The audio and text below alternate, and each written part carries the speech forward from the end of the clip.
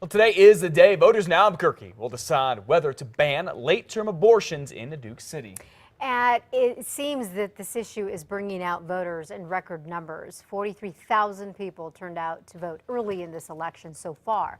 News 13's Samantha McDonald is live at the Barelas Senior Center with more. Good morning, Sam. Good morning, Elizabeth. This is just one spot where people can come to cast their vote on this very controversial issue. Longtime residents tell me that single-issue elections here just don't get more heated than this.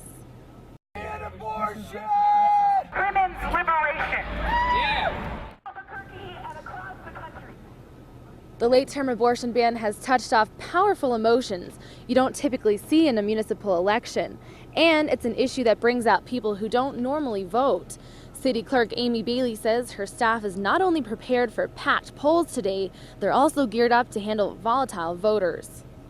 We did see some heightened emotions within the polling place, as well as the electioneers, as we call them.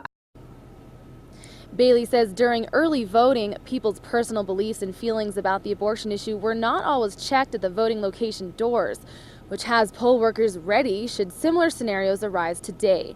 While it's against election protocol to have security on police officers at polling sites, Bailey says APD as well as APS police and city security know where all 50 polling places are just in case. And if you're wondering where to vote, all the polling locations are the same as they were for the mayor race last month. Back to you. Okay, Samantha, thank you very much for everything you need to know about today's election in Albuquerque. Be sure to log on to KRQE.com, and you can count on KRQE News 13 for team coverage on the vote tonight at 10.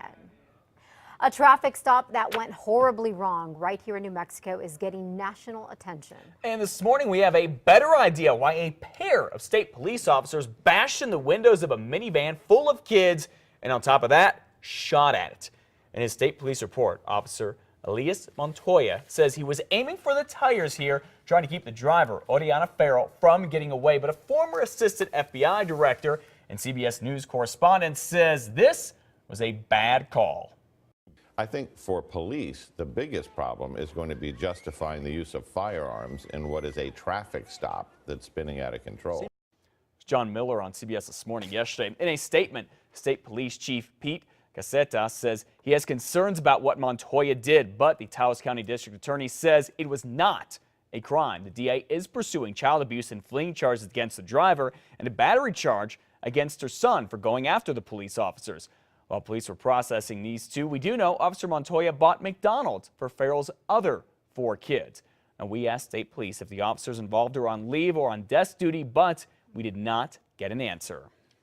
Well, 534, there's now a $10,000 reward for information that could solve the disappearance of a college student near Albuquerque way back in the 1980s. Yeah, 19-year-old Tara Calico vanished in 1988 while on a bike ride near her Rio Community's home in Belen.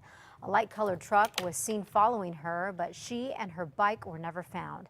A task force involving detectives from several agencies were recently assigned to try to solve the case. I always like to say never give up hope. There's always a possibility of someone coming forward that knows exactly what occurred and what happened. This task force is also offering a $25,000 reward for information on other cold cases. They are distributing playing cards with information about them. We're also learning more about the police officer recently involved in a shooting in northeast Albuquerque. This morning we know his name and we know what he did before becoming a police officer. APD says Officer Peter Romero shot a DWI suspect, Robert Garcia, on Montgomery in Washington early last Friday morning. We brought this to you as breaking news. In cell phone video we got a hold of, you can hear Officer Romero yelling at Garcia to drop his gun over and over. Then you hear Romero's gunshots. Listen.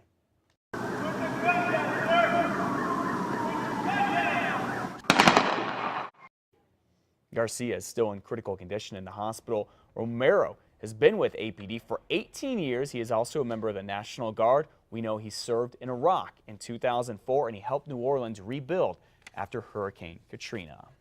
Bernalillo County's gang landscape is changing, and gang members from out of state, even from across the international border, are making their way right here to New Mexico. New Mexico is the only state between here and the West Coast that does not add time to sentences for gang-related convictions.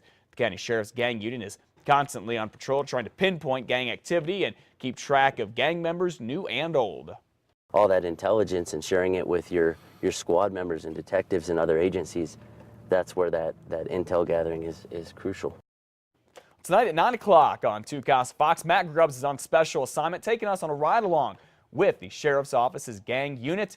And we're also going to talk with undercover detectives. You can read more about this story right now at our website, KRQE.com. 5:36 now. Food stamp reductions are expected to kick in this month. And now food banks all across New Mexico are getting ready to handle more requests for the holidays. The Supplemental Nutrition Assistance Program, you know it as SNAP, is being cut by a total of $5 billion all across the country. We've told you about this for weeks. The Albuquerque Journal says to make up for that loss, charities are having to work twice as hard. Santa Fe Pantry is already cutting back, giving out 600 bags of groceries every week instead of 900 to make the food go further. And the first ever drive-through food pantry in Albuquerque is now open. This is interesting. It's located near Tramway and Copper. It's called the Thomas Baca Food Pantry. Volunteers and workers say this year they're seeing a huge need in the community. Look at that. I've got to tell you, we were a little overwhelmed. Of course, November is always very big because of the Thanksgiving season. But when I got here this morning, about 2 hours before we opened, there was about 100 cars already lined up. So that's a lot of cars. With food stamp reductions set to kick in this month, New Mexico's food banks and other charitable organizations are bracing for an even bigger need this holiday season. And